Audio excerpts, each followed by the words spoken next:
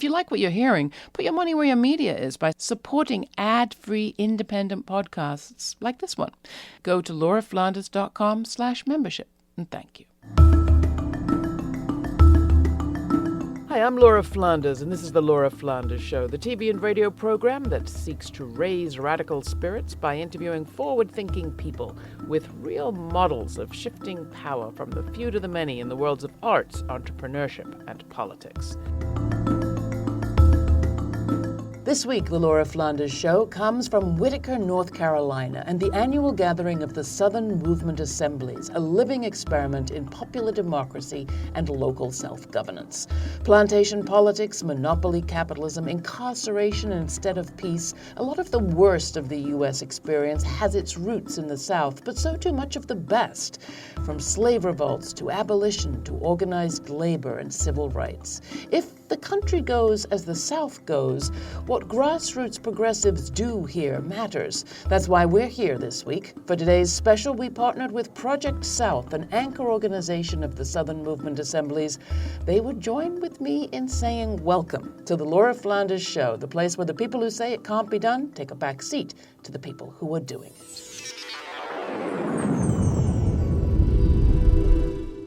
This week, from the U.S. South, the birthplace of so much of our economics and governance system in the United States, could the alternatives to those systems be emerging? It's just possible. This week, we come to you from Whitaker, North Carolina, in a special co-production with Project South, an anchor organization of the Southern Movement Assemblies. And I'm joined by Lady Mansfield. Lady, you want to introduce yourself? Right, thanks, Laura.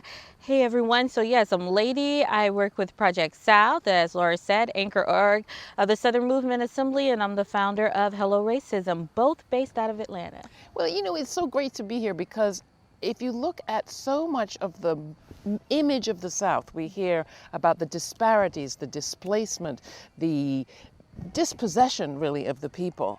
And yet at the same time, I've always said that the organizing that's happening here has lessons to teach the country and the world, and especially right now with the Southern Movement Assembly that is happening all around us. Do you want to tell people a little bit about what the Southern Movement Assembly is and why it is significant? The Southern Movement Assembly is a practice of organizing tools in Texas that has historically come out of the South, from people in the South. So the Southern Movement Assembly was born out of the U.S. Social Forum, which I know you were. We were there. A part of that was in Atlanta, Georgia in 2007.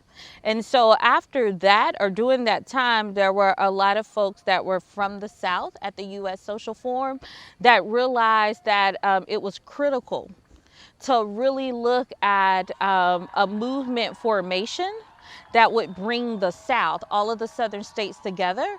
And that got even broader by looking at global South. So not just the U.S. South as we know it, but what does it mean to also look at the Caribbeans and say, what does organizing look like from that? So the Southern Movement Assembly is a collection of different folks and organizations from across the South. That's 13 states, includes Mexico, Cuba, and Puerto Rico. And this has been going on for years now. We're at SMA 7 years of work. Maybe you could do us the favor of giving us some sense of who it is we're going to be hearing from in the show, who we're going to be interviewing. So we're going to be hearing from several people that have been a part of the SMA process, that's been a part of designing it and making it happen, that are on the front lines of their issues. So we're going to hear things around environmental issues, the labor movement, climate justice and what's going on right now around that. We're going to hear about political education and the amazing political education that's offered as a tool and resource throughout the South. And we're going to hear about the global movement work. So how are we connecting here from North Carolina to the Congo? And we'll hear about all that amazing work, people from it, and those representing it here at SMA. Kicking us off, though, Ashley Henderson. Ashley is the new executive director of the Highlander Center, the famed civil rights school, and a whole lot more. Here's Ashley.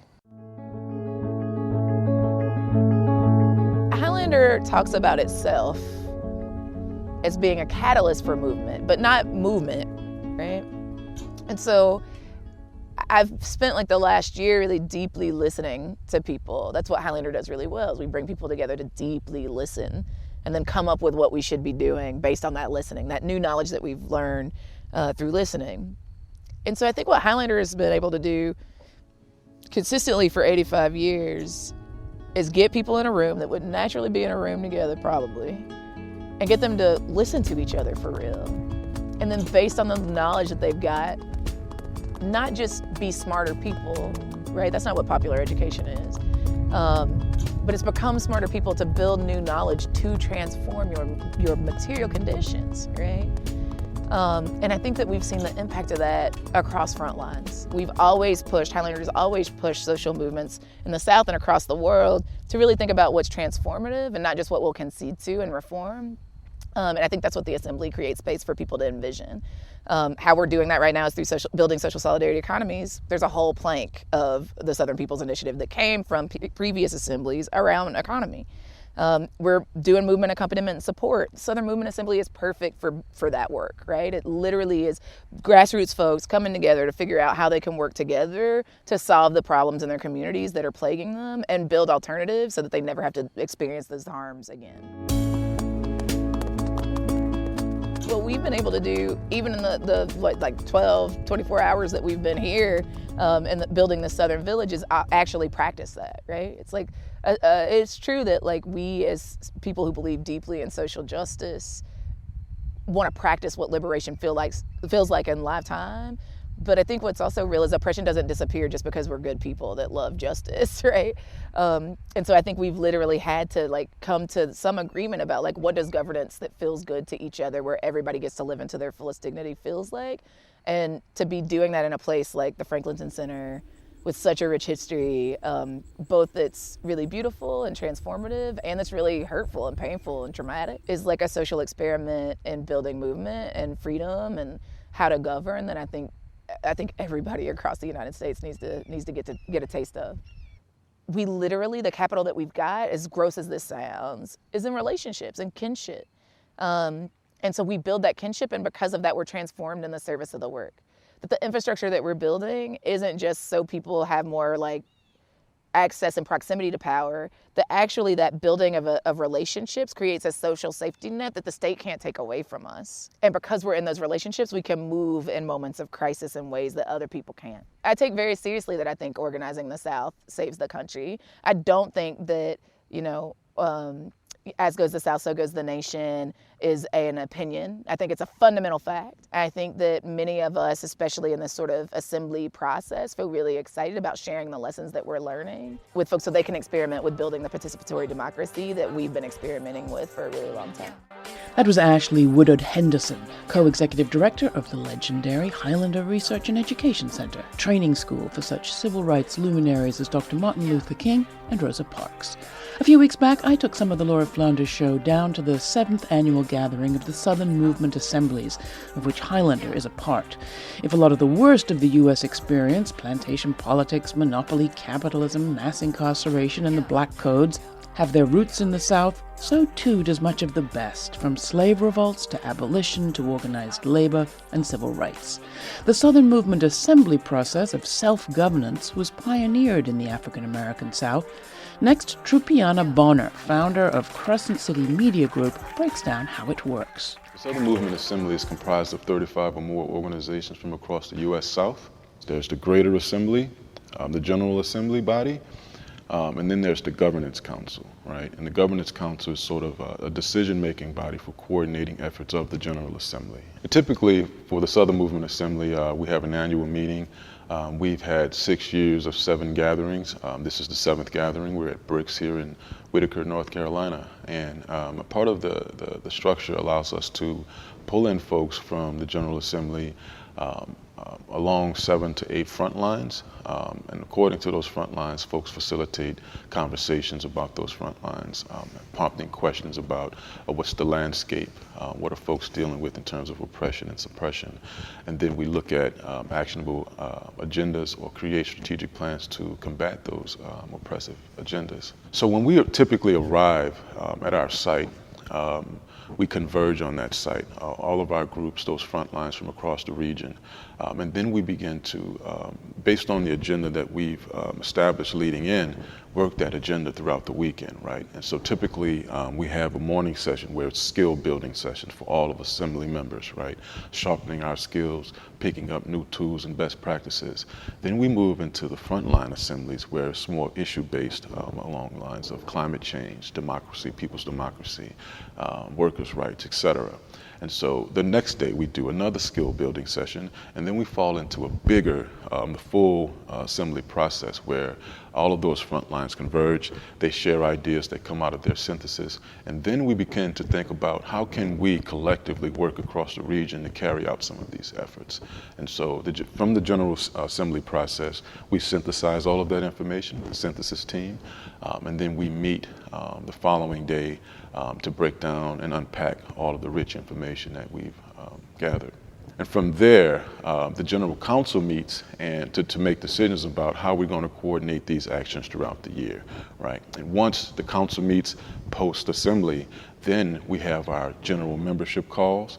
And on those calls, the general members get to hear what they said throughout the weekend through that synthesis process.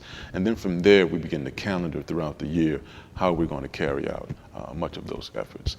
In terms of the communications infrastructure, keeping all of those folks together, since 2012, we've had Monday calls that's coordinated by the Governance Council, sort of keeping the core group together. And we also instituted monthly general membership calls that allow for the greater assembly to sort of hear where we are, keeping track on those agenda items that we set at the last assembly process. I said the bread ain't gonna rise unless you put it in the oven. It's the civil rap move. I hope it reaches to my cousin. Said I'm talking to my sister. I'm talking to my brother. See, things will not change till we look out for each other. Next, movements are taking on questions of governance all around the world. At the Southern Movement Assemblies meeting, I was able to hear from Emery Wright, co-director of Project South, in a conversation with Fred Bauma, an activist at La Lucha, Fight for Change, from the Democratic Republic of Congo. SMA really developed out of our experience seeing what wasn't available in the aftermath of Hurricane Katrina and the Gulf Coast disaster. We saw that there was no mechanism for social movements to come together, make decisions, and then implement those decisions at the scale that was necessary to respond to that level of disaster. And so we kind of made commitments to ourselves as relatively young organizers back in 2005 that part of our generational struggle was to figure out this question of movement governance and how can social movements come together, make decisions, and implement those decisions on a scale commensurate to the level of disaster and crisis that we're facing. Part of the process that needs to be front and center within the Southern Movement Assembly is to connect with our brothers and sisters in the global South, because there's so much shared cultural foundations, but also shared struggles, and so we can use that to build not only grassroots power in the U.S. South, but grassroots social movement power globally. What resonates for me is that idea that we can no longer wait until the state come and do everything for us. You know, we must be able to build a civil society which is proactive and which can find solution for our own problem in our own environment. In Lucha movement, we don't have any single leader. We have a core team which is kind of playing a strategic role on the movement, but the leadership is like a flat leadership. It's spread among many cells and many people. What Lucha is doing is by educating people, we are trying to end that feeling of powerlessness. We are working on finding our own solution.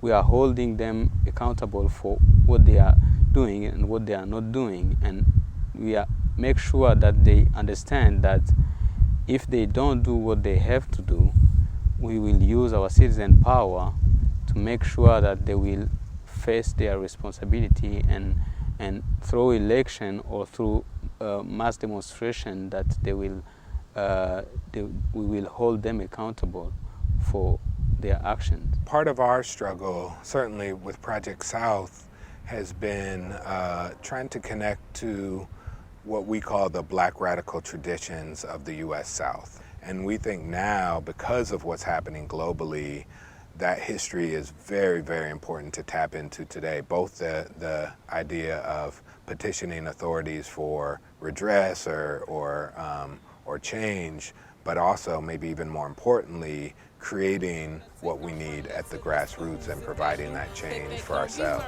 Something to apply to the life. That's why we teach them right. We teaching them to read. We teaching them to write. You listen to the Laura Flanders Show, coming to you this week from Whitakers, North Carolina, in partnership with Project South. The Southern Movement Assembly's meeting was held in a reclaimed plantation, as you can see if you watch the TV version of this program on our website or on KCET, Link TV, Free Speech TV, or CUNY TV in New York. While you're there, why not donate? We can't do this work without you. You can do your part at lauraflanders.com. Next, Saladin Muhammad, co-founder of Black Workers for Justice, and his partner Naima Muhammad, co-director of the North Carolina Environmental Justice Network, on what makes their work different from the work of your average labor union or environmental group.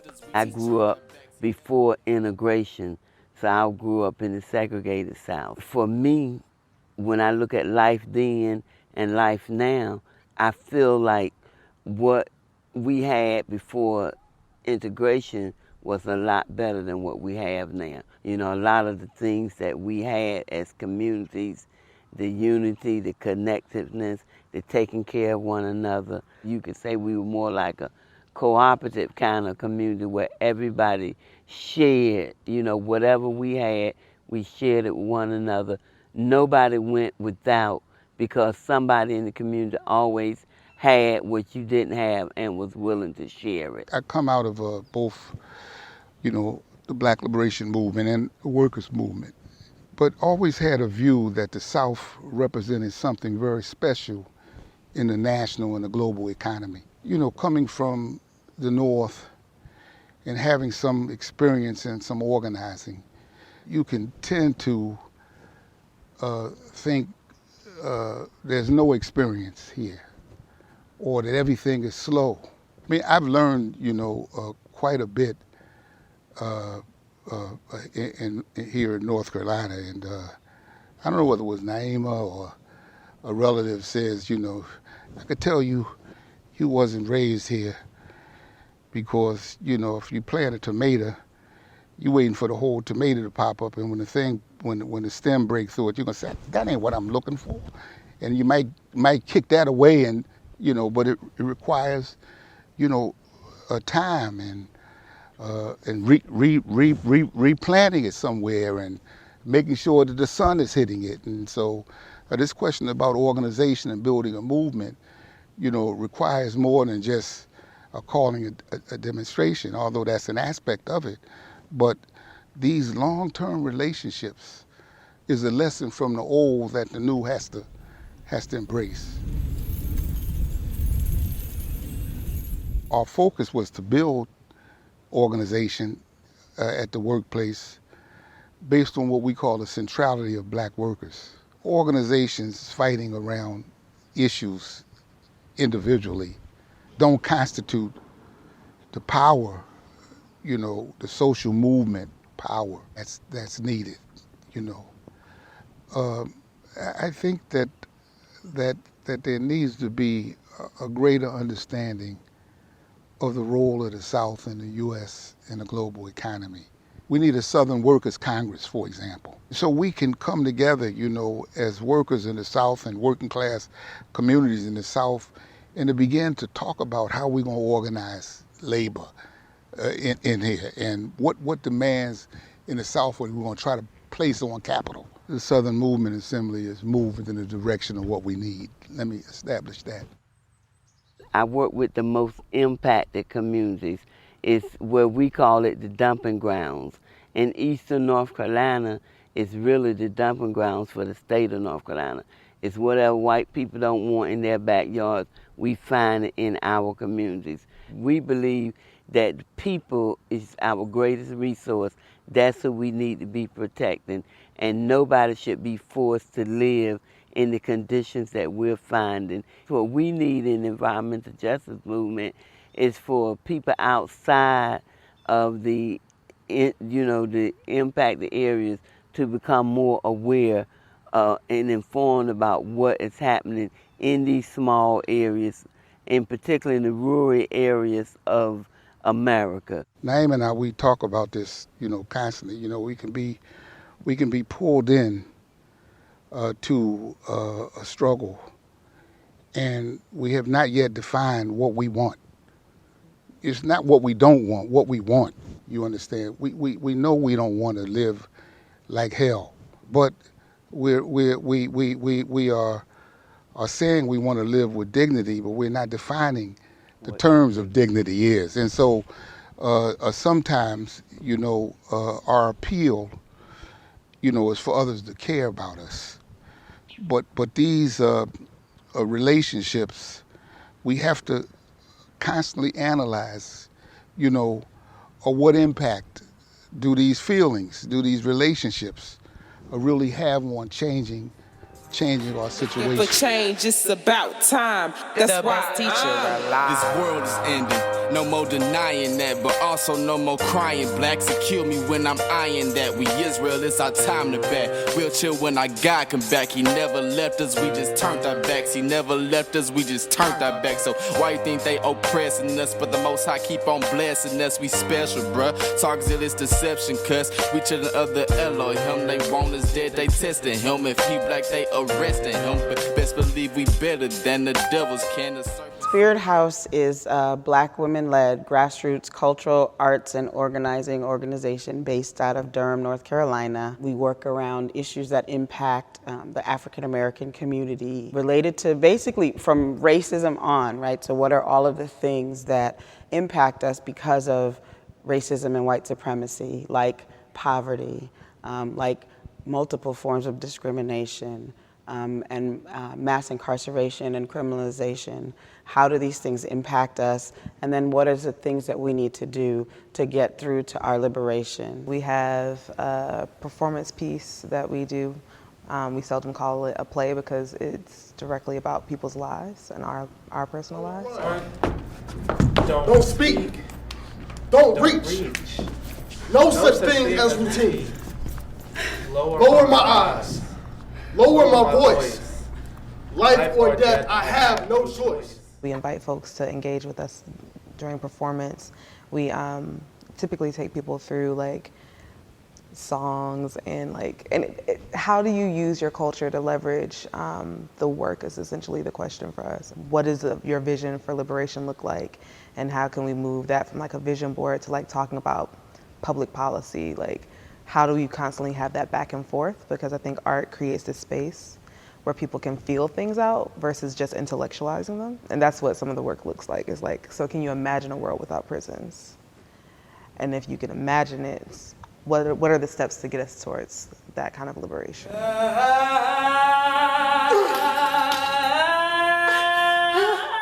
There's a certain way Southern folks have moved. Traditionally, when it comes to oppression, there's been this tradition that just feels sometimes intrinsically different from how I've seen other organizing spaces move. When the South is like the bed of not getting enough resources, where you can do an action but you might get followed home and they still burn crosses and all of this other stuff, you have to take into account how the South moves, and so we move in a very particular kind of way. And so like honoring and lifting that kind of culture about like, first we're gonna share a meal, first I'm gonna get to know you, first we're gonna build some accountability with each other before I can actually trust that we can move any kind of real work. What we understand as SMA is that this is where the real Southern work is happening, and that this is where the real movement is if we find a way to bring people together. This process is a process of building on the year before, on the years before, in addition to welcoming, and that is Southern, to welcoming new people in with open arms and saying, you're home, you're welcome. And I believe that it's a model, I know that it's a model for movement across the country, and folks forget to acknowledge that so many movements did start in the South. Something that's really unique about this particular scenario of this SMA, about being here at the Franklin Center at Bricks, is that, this was one of the worst plantations in North Carolina. It's where folks were brought to be broken. There's cotton fields literally on both sides. Some people have never even seen like cotton when it's like in its raw format, right? And it's a visceral thing for some people who are like watching little kids run in cotton fields, like just full of joy. And so what does it mean to like recode some of the things that are in some of our DNA around like how harmful a place like this could be? And so to gather folks who are having conversations around what does it mean to build a mutual aid liberation center? How do we abolish prisons? What does it mean to have clean drinking water in some of our locations? What does it mean to have clean air? And also be in a place like this, where for the folks who were enslaved here, that kind of vision, that kind of image of like kids running carefree through cotton fields probably was never a possibility. And I think it's really important to be here in a place like this because we get to use that lesson. Like if we're talking about transforming our institutions so they're no longer harmful, so they actually are meeting the needs of the folks that they think they're serving, what would that process look like? And I think for folks who are movement minded, who are here, who've gathered up trying to figure out how to build their own institutions, this is a really great lesson. Half of the work for us is like actually telling this really beautiful, brilliant story of our win. And I think a place like this is a place where people can actually imagine that because it happened. We teach them to believe. That's Nia Wilson and Maya Hunter, the co-directors of Spirit House.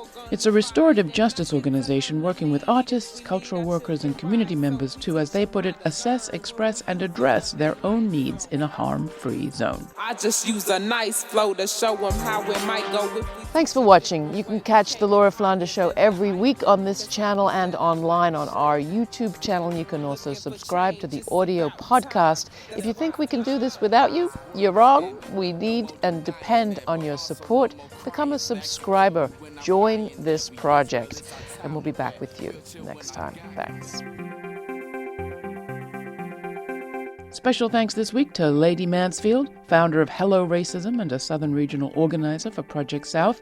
Project South's an anchor organization of the Southern Movement Assemblies. Thanks, too, to the Jackson, Mississippi Deep Seeds Collective for the music featured in this week's episode. I'm Laura Flanders. Thanks for listening.